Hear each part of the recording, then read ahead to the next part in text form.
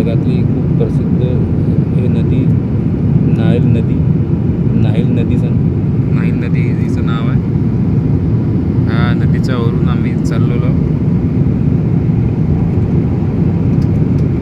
Nile नदीच्या वरून नदी म्हणजे खूप जगातली खूप सुंदर अशी नदी नाईल नदी. इतिहासामधली